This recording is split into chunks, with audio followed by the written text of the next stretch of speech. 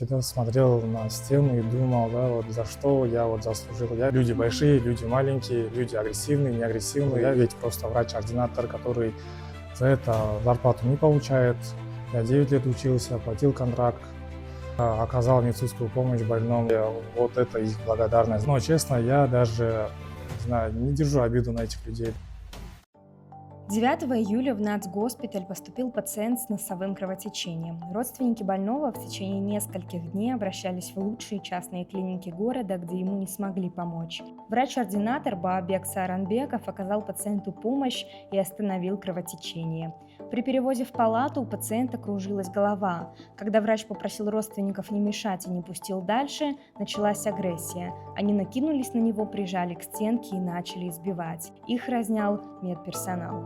Я просто оказался не в том месте, не в то время.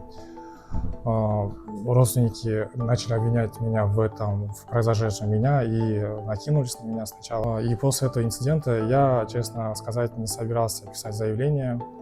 Но, как оказалось, они уже на меня написали заявление. Меня это удивило. Врача с сотрясением мозга и закрытой черепно-мозговой травмой, находившегося на лечении, дважды нарушая правила, забирала милиция. Возили на допросы, проверки и в суд, на котором даже не предоставили государственного адвоката и признали виновным. Баабеку пришлось написать встречное заявление об избиении, чтобы обезопасить себя, но никакого значения этому не придали. Участковый тоже собрал материал однобоко, взял только сведения только у непонятных людей, да, у непонятных свидетелей. Мою сторону не выслушал, то, что нападение было в мою сторону, да, но несмотря на это, они почему-то обвинили меня, вышло постановление и обвинили меня и дали арест на 3 суток.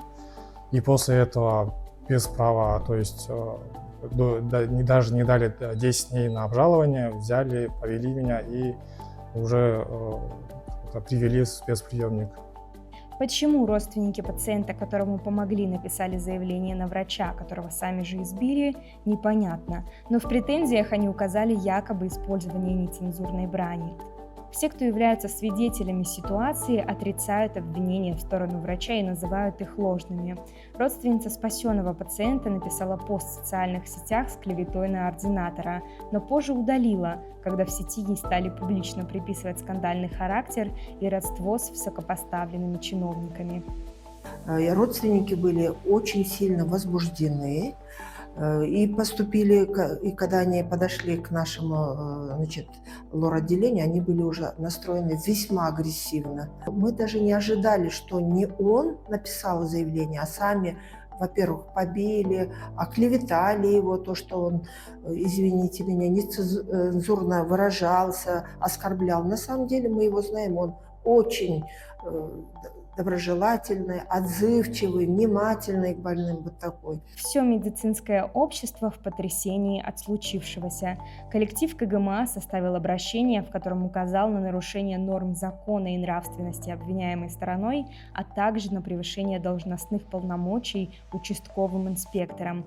Подобные происходящие инциденты определенно негативно влияют на ситуацию с кадровым голодом в сфере медицины. Но, честно, я даже, не знаю, не держу обиду на этих людей, да, но просто вот эта проблема, она систематическая, это происходит с медиками уже часто. Я думаю, что каждая больница должен выделяться там охрана, да, потому что мы, врачи, не можем быть охраной, мы не можем быть администрацией и не можем быть одновременно еще и врачевать, да, так сказать. Никто не хочет за 15 тысяч заработать, потому что физически на эти деньги выжить нельзя, да, ну и капканом, да, вот, точнее, вот айсбергом это становятся вот такие вот случаи. Почему на заявление по административной статье, написанное родственниками на врача, среагировали молниеносно, а на заявление по уголовной статье за избиение до сих пор никто не обратил внимания?